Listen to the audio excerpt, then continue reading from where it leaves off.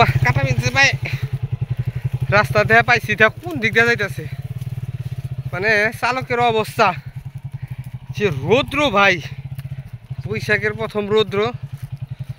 So রাস্তা দেখা পাইছি, এখন যাইতাছি।